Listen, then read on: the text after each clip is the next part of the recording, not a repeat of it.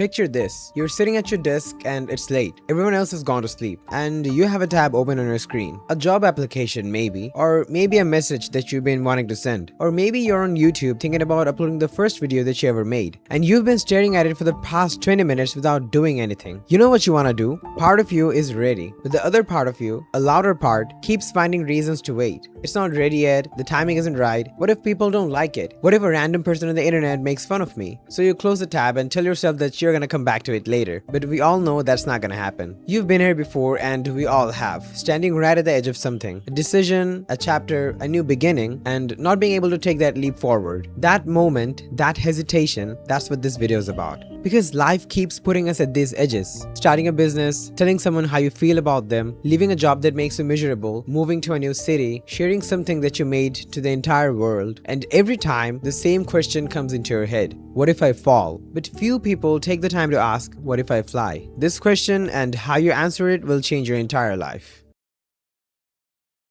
Now here's the thing, the fear that you feel at that moment is completely natural. For most of human history, we've been told to be careful because not being careful meant you're going to be eaten alive by predators. Being stupid or being not liked by your tribe or your clan meant that they're going to leave you alone. And being alone in the wild during that period of time meant that you're probably going to be dead. So our brains developed in a way that every time it senses even the smallest bit of danger, it tells us to stay away from it. The system is still running inside you right now, but the world it was built for no longer exists. We're not eaten out by predators anymore. The worst that can happen to us is probably losing our job or maybe breaking up with our girlfriends. That's probably the worst that can happen to you. Your brain cannot see the difference between a bad job interview and being hunted by a lion. Both feel like a threat to your survival. When you think about posting that video, sending that message, or maybe asking for a promotion, your brain lights up in the same way it would if it saw predators. Your heart beats faster, your stomach tightens, and you start to picture everything that could go wrong. And your imagination is not kind. It doesn't show you the realistic view. It shows you the worst possible version, the most embarrassing failure, the harshest reaction, the biggest loss. It makes the danger feel 10 times bigger than it actually is. So you pull back and you call it being smart. But if you were honest, it's just fear. There's a quote from Layla Hermosi that I absolutely love. Fear is a mile wide and an inch deep. From the outside, fear looks like it's gonna engulf you. But when you actually step into it, you realize it's not that deep at all. The modern world is much more forgiving than your brain thinks. Most failures don't ruin you and most risks don't end up in disaster. But your brain doesn't know that and it's still acting like every mistake would be your last. Now there's a lie that safety tells us, and the lie is that choosing to do nothing costs you nothing. We think of safe choices as neutral, like pressing pause, as if nothing is being lost or nothing is being gained, and we can always come back to it later. But that's not how life works. You see, we don't have much time in this world. Every time you say not now, you're making a trade. You're giving up what you could have been for the comfort of today. And that trade has a price, even if you can't see it right away. Not deciding is still a decision, and staying quiet is still an answer. Think about people near the end of their lives. People who are truly honest about their lives. When they're on their deathbed, the regrets that come up are rarely about the things that they tried. It's mostly about the things that they haven't tried. The pain of failing at something fades over time. You're gonna dust yourself off and move on, and you're gonna learn something from it. But the pain of never trying, that stays. It's a slow burning ache that grows and grows over time. And it's gonna be with you till you die. A constant what if that has no answer because you never tried. There's a version of you that lives on the other side of the risk that you haven't taken yet. A much more capable and confident version. A version that knows what it's made of. And every day that you wait is another day that version is unreached.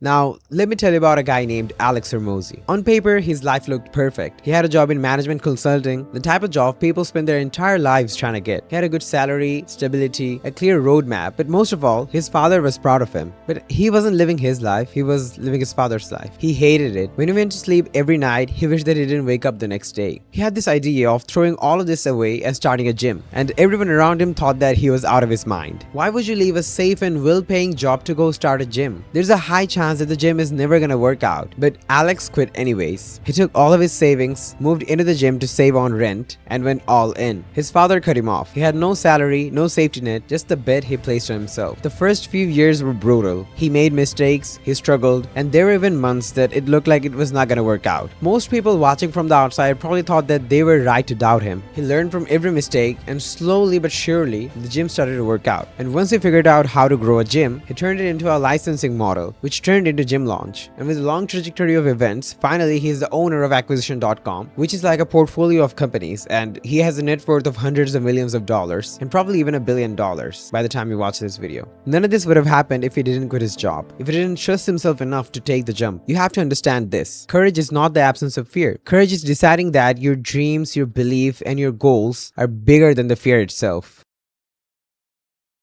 Here's something that most people get wrong. We think that the whole point of taking a risk is the outcome. If it works out, then the risk was worth it, and if it doesn't, then the risk was a mistake. So we wait until we're sure before we try. But that's not how any of this actually works. The real point was never the result. The real point was the person you become along the way. When you take an actual risk, when you put yourself out there, no matter what happens next, even if you make the biggest fumble in the history of the world, you still learn something from it. You find out where you're strong, and you find out where you need to grow. You stop being afraid of things that used to terrify you because you faced them and survived. A question that people ask all the time is, how do I get over my social anxiety or maybe speaking anxiety? And the best way to do that is to speak more, because the more you speak in front of people, the more repetitions you have, and the less fear you would feel and the less nervousness you would feel. Research in psychology shows this clearly. People who go through hard experiences like rejection, setbacks, failures often come out on the other side more confident and more capable. That only happens if you jump. If you stay still, you cannot grow. So even if it doesn't go the way you hoped, even if you fall, you're still not the same person who stood before. I want to be straight with you about something. Not everyone who jumps will fly. Some people will fall, and some people will fall hard. It'll cost real things like money, relationships, status, ego. There will be moments after they leave where nothing feels meaningful. I'm not gonna sit here and promise you that everything works out if you just believe enough, because I'm not gonna lie to you. You deserve the truth. But here's what's also completely true. Every single person that ever built something that they were proud of, every person who got to where they actually wanted to be, did it because they were willing to risk falling. There are no shortcuts here. You will have to confront the fear. The people who fly are not different from you. They're not luckier by birth, or they're not smarter than anyone else. There are people who at some point felt the same fear you're feeling right now and moved forward anyways. They fell sometimes, of course they did, but they got back up, found another edge, and leaped again. You don't magically start flying. You get to fly after you keep jumping again and again, even after the falls, even without certainty, even when no one is watching or clapping. You're at an edge right now. It's probably something that you've been thinking about for weeks, or even months, maybe even years. Something that your heart keeps pulling you towards, but your mind keeps pushing away. You've been walking up to it and walking away, again and again, without making the right decision. And there is a right decision. The certainty that you're waiting for is not coming. Years from now, the days will blur together. You'll forget most of the nights. You won't remember all the times that you chose safety and chose comfort over the unknown. But what you will remember are the edges. The moment you stood there with everything on the line. Unsure, nervous, not knowing how it would go, but still doing it anyways. Those moments will stay with you because those were the moments where you were truly alive. The edge isn't something to run from. And every time you reach one, it's asking you the same questions. Will you ever give yourself the chance to find out what you're capable of? Will you choose the possible over the uncomfortable? Will you take one step forward into the unknown and trust that whatever happens, you can handle it? And lastly, will you fly? Thank you very much for watching. Subscribe.